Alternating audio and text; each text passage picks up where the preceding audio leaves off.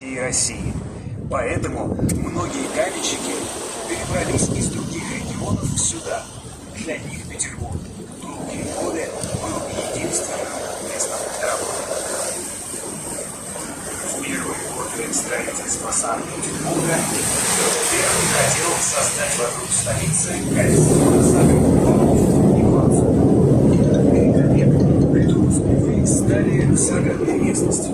В настоящее время сохранившиеся господские дома этих усадеб находятся в самом центре разросшегося города, а парки были застроены домами более поздними.